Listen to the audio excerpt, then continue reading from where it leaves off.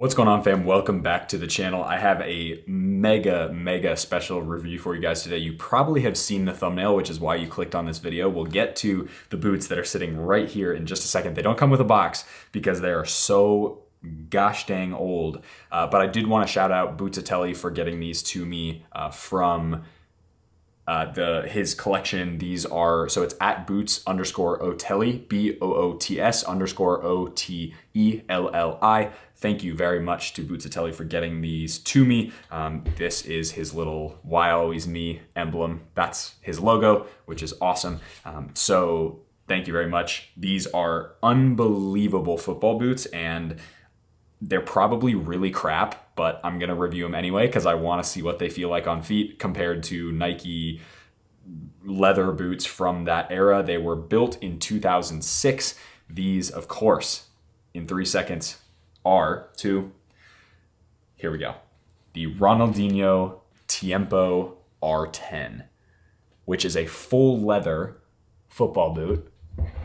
You might be thinking, what the bloody hell are those? If you are too young to know what these are the first of 2 or 3, or potentially even 4, Ronaldinho signature boots that came from the Nike brand. At the time, the Tiempo was all the fuss. It was the Tiempo 2 at the time, back in 2006. And these were made specifically for Ronaldinho. They still have the original tag on here, which is pretty special. So it's got the Ronaldinho 10, and then on the tag it says the kind of the 3 big things for inspiration for this boot: family, samba, and joy, with Ronaldinho's signature. So family, everything I know, everything I have, I owe to them. Samba, I play with music in my head. And then joy, as long as there is a ball, I am happy. So that's kind of the inspiration behind this boot. This is a very simple pair of football boots. We'll go over the tiny little tech features of this football boot, and we'll definitely get into the on-feet portion very soon so that we can see what these feel like. As far as sizing goes, these are in a normal size 9 US for me, and they are absolute tanks. They are mega heavy, and yeah, definitely not a pair of football boots I'll be wearing probably in any more than just this review, but we'll go from there. So hopefully you guys are getting a good look at these boots. What I'm going to do is I'm actually going to set these ones down and show you guys this pair as well, give you guys a different angle. So a couple features about this one: you've got stitching along the back, embossed Nike symbol right there, little heel tab for extra pull when you're trying to get in, a full lace cover to give you a bigger shooting area or touch area. This logo was actually put there so that people know where to take their touchdown, take the ball out of the air, which is kind of an interesting feature. So that's where that R10 comes. And then you've got the Ronaldinho logo here, and then of course the 2 Nike swooshes stitched into the upper as well. This is a full leather upper. I don't know what kind of leather this is, but it isn't very soft. It's very plasticky feeling. It's very old school leather.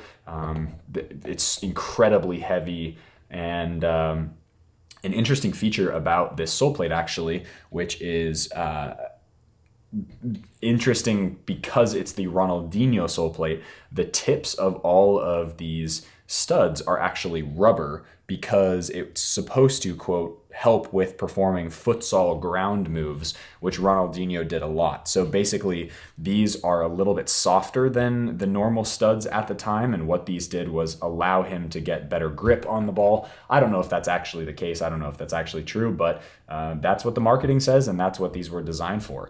This sole plate is immense and very stiff. As you can see, I don't want to break it, but it is super stiff. There's not a lot of give to this. I imagine this is going to be very similar to playing with that green pair of T90s that I have, and I am not going to enjoy actually wearing these boots other than for the review, but nonetheless, this is an iconic pair of football boots. The next generation of Ronaldinho, which was called the Ronaldinho Tiempo Dios, meaning 10, the Ronaldinho Dios Tiempos were absolutely fantastic. I actually had those in a maroon colorway, and they were unbelievable. They were so soft.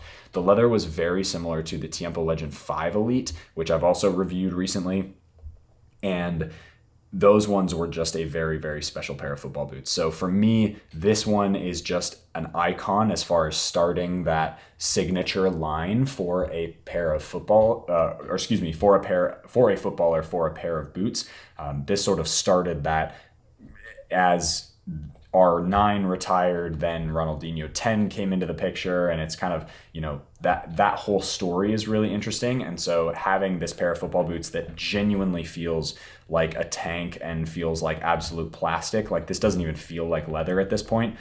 It is just amazing to see this type of technology that existed back then. So thank you again to Bootsatelli for this pair of football boots. I know the tech features were very short, like the list is tiny. That's because this football boot really doesn't have much tech other than the interesting feature about the both the touch here on the kind of the lacing system area with this tongue, plus the rubber studs to give you like a better or grippier texture on the ball as you're trying to do futsal moves on the pitch. So it's very funny nowadays. I should probably laugh at current marketing, but just the fact that this football boot probably weighs about 1.5 kilos, and just one of them weighs about 1.5 kilos, and it was supposed to be like the Samba players' football boots, just makes me kind of laugh a little bit. I think that's hilarious. So long story short, these are super iconic. Thank you again to Bootsatelli for getting these to me, and I appreciate it very much. Let's hop into the on-feet portion of the video. I know it's been really short, but let's hop into that. We'll talk about touch on the ball. We'll talk about how it feels compared to modern day football boots,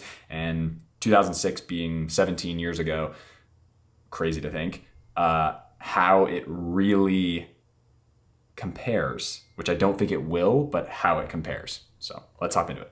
All right, fam, out here at the pitch with the one shoe. The reason we're only gonna try on the right shoe is because the other one has a tag on it, and I am very, very cautious as to the durability. These boots are almost 20 years old, and I am not gonna be doing anything with the ball or anything. I know that's kind of disappointing, but they are super fragile. The sole plate is, there's nothing wrong with the boots. They're all in perfect condition, but they look like they're about to separate. So I just don't want to mess with them, even though they are icons. But let's just do about 5 or 6 minutes of just absolute gorgeous looking at these boots on feet. We'll just do one on the right foot, as I mentioned, and we'll get into it. So not wearing any grip socks today, just trying to, again, keep the interior of this boot as pristine as possible. Because they are so old. And oh, wow, okay. That's actually pretty surprising. They're pretty comfortable for 20 years old. They've got a little bit of too much space, I think, on the end for me. Maybe I'd go half a size down. Depends on how these break in, but they won't be broken in because I'm gonna keep them completely brand new. Oh my God, guys, these are crazy town. They're actually pretty stiff. They are comfy. They're a nice shape. They're a nice neutral shape, but they are pretty stiff. This leather is not that high quality, but maybe for the time it was. But there you go. There is the Ronaldinho R10 Tiempo. Very cool. Really, really nice. Classic look. Definitely an old school feel. The heel area is decent. It's pretty deep in the sense that my heel feels really kind of cushioned in the back of that heel. I don't feel any hot spots other than just a little bit right there where that Nike swoosh comes in. I don't think the Nike swoosh has anything to do with it, but just as a kind of an idea. But yeah, the leather is actually softening up just a little bit. I think these are really slippery. This leather, whatever they've done to condition this leather, they are so slick. And so I just would hope that when you break these in over time, they get a little bit more matte feeling, because that is a slippery looking pair of football boots. But absolute icons. The sole plate feels pretty nice. This is an AG pitch. That's also why I'm really trying not to like force my foot into the ground, but they fit pretty nicely, I would say. There you go. Obviously with the one foot, they look really nice with an all black kit for sure. They are an iconic pair of football boots. It's really hard to argue with how nice these look, the Dinios. And yeah, these are really cool. So it's awesome to have them in the collection. We'll see if I decide to keep them or not. If I don't decide to keep them, then I don't know what I'll do with them. but I think I'm gonna keep them for a long time because they are classics. It's one of the best players of all time, in my opinion. Dino is just incredible for, you know, a pretty short amount of time, but he was a Ballon d'Or winner, which is pretty cool. So those, yeah, those are awesome. Apologies for, well, actually, I'm not sorry. These aren't gonna, this section of the video isn't gonna be that long just because I don't wanna ruin these boots. But if you guys are interested in more boot content, you can go to my page where I have like 150 different boot reviews now, which is awesome, and continuing to grow from there. If you guys enjoyed this video, hit that like button, subscribe to the channel if you haven't already. What is the next retro boot you guys wanna see on the channel? Let me know down in the comments below. As always, be awesome, take care. I'll see you guys in the next video.